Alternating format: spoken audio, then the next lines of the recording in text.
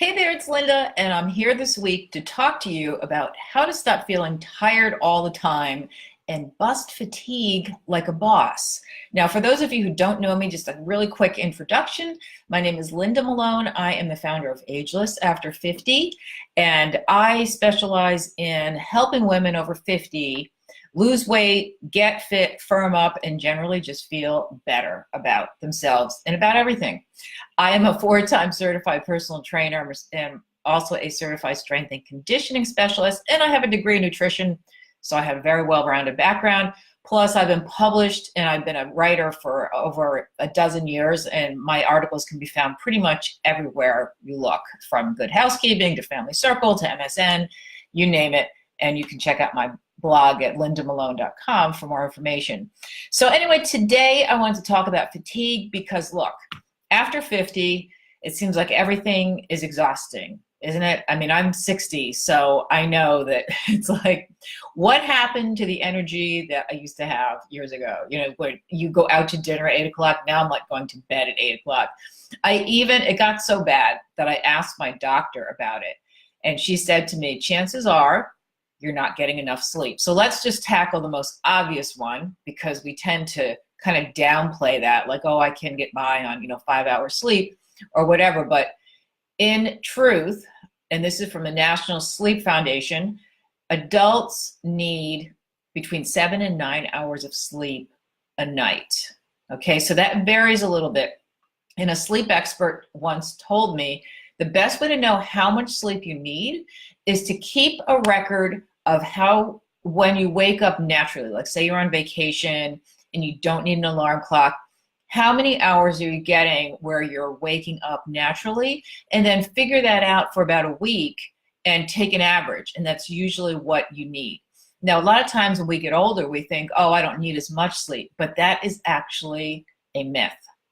It's just because a lot of times if you're achy and you're unable to sleep if you're going through menopause, you're having night flashes. It's hot flashes or night sweats. I guess night flashes, same thing, right? It's kind of a combination. And I have had them. I've had to get up in the middle of the night and literally change my whole clothes, which I really don't like doing in the middle of the night, but it's much more comfortable than trying to sleep in wet clothes. It's just gross. So anyway, if those things are keeping you awake, that could be an issue. But I also want to go over 5 things that are very common that cause fatigue. Some of these you may not suspect as culprits. For example, number 1 is you're not drinking enough water. And by the way, these tips are all in the blog post that I just posted below this video. If you are not drinking enough water, even just the slightest bit of dehydration, I'm talking like 1 to 2%, can really fatigue you. And here's why. I have my blog here, which is why I'm reading some of my notes. Not drinking enough water can also cause tension headaches, by the way. It makes your heart less efficient, so your heart is pumping harder to do the same job. So it makes sense that you'd be more tired, right? This reduces the speed at which oxygen and nutrients reach your muscles and organs. So when you increase the water throughout the day, a lot of times you're going to feel more energetic. So you think that, oh, it's got to be coffee or some kind of, something in the water. But no, just water itself, just being a little dehydrated, with the wrong emphasis on the wrong syllable. But anyway, in general, 11 cups a day, which sounds like a lot, but that's what's recommended. But you want to include coffee and beverages like that. A lot of times we think that, it's dehydrating. It's still hydrating because it's mostly water. Number 2, if you skip breakfast. Now, there's a lot of debate about breakfast. If you skip it, do you, lose more weight? Is it something you absolutely have to do if you're trying to lose weight? Energy-wise, I don't know how anybody skips breakfast unless you are eating too much the night before. If you wake up and you are full and kind of feeling gross, it probably means you ate too much the night before. And that's typically what I have found with my clients over the years, they tend to do. Because, you get up, you're in a rush to get to work or just get your day started, you skip breakfast or you just grab something, or chances are you don't do anything. Maybe you grab coffee. And so you're running, running, running. Maybe lunch is like on the fly. And then by the time it's 3 in the afternoon, you're like, why am I starving to death? And then you see that as an excuse to eat from dinner time until you go to bed. And that's really, you want to stop that, because that, you're giving yourself calories when you least need them, when you're about to go to sleep. Okay, so you want to try to eat more during the day.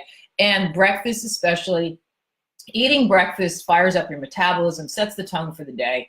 And a lot of research has shown that when you skip breakfast, you tend to eat more throughout the day, because you're kind of still, and I found this myself, if I'm unable to eat breakfast, or if I've had to go for some blood test where I have to fast in the morning, I'm starving the whole day. So I don't know about you, but you want to have a healthy carb with some protein. So like a smoothie, even if you're in a rush, you can make a smoothie.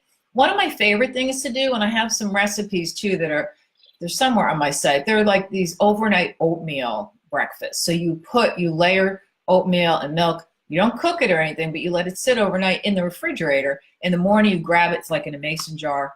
Boom, instant breakfast. And it's a good combination of protein and carbs. Number 3 is you want to rein in sugar. An occasional treat is not going to ruin your day. Or if you've been really watching your calories, and so you have, a piece of chocolate or something, I do it. I mean, look, we gotta live. But if your diet is constantly snacking on sugary things or fast food, and your blood sugar is going up and down throughout the day to compensate for it, you will just really find yourself fatigued, especially after that sugar crash, if you've had like a high sugar meal or snack. Number 4, I said Marie Kondo your environment. So if you've seen that show, Marie Kondo, where she, goes into people's homes and she straightens out everything. I do not have as perfect an environment, and I certainly can't fold a shirt like she does, but it's still, it's shown, this is actually, research has shown that when you are surrounded by clutter, a cluttered desk, that it mentally exhausts you. Do you ever notice that? Like if you have just a mess in your house, it's exhausting to just look at it. I don't know exactly why, but it gives you this feeling of overwhelm. So you really want to try to straighten out your environment. As I said, this doesn't sound like it's something that's going to help you, get more energy, but it does in an indirect way. So that's number 4. Number 5, and this is one that you will absolutely hate me for, but I've talked to so many sleep experts and they all tell me the same thing. You want to avoid really oversleeping on weekends. I know we look forward to weekends. You've had to, get up to the alarm every morning during the week. And the weekends is like, oh, I'm just going to sleep, till whatever. But the problem is you end up creating a jet lag situation for yourself. So if you've ever traveled for more than, a few hours time difference, you'll know, that really wreaks havoc with your system when you're getting up, and you're getting up what would be the middle of the night or something for your regular, wherever you live. And so when you do this on a regular basis, where you're getting up early all week and then you sleep in like a long time on the weekends, it'll really throw you off for Monday. And that's why Mondays are so hard typically for us to get up. And the sleep expert I talked to said if you have like an extra hour, you can sleep up to about an hour more on the weekends and not really do a lot of damage. And so that's basically the rule that I follow. But any more than that, you end up exhausted like at the beginning of the week. Okay, so let me just quickly run through again what the tips are. So these are ways to energize yourself and to have less fatigue throughout the day. One is to just make sure you get enough sleep, between 7 and 9 hours. Make sure you're drinking enough water. 11 glasses of water a day or a liquid a day is recommended.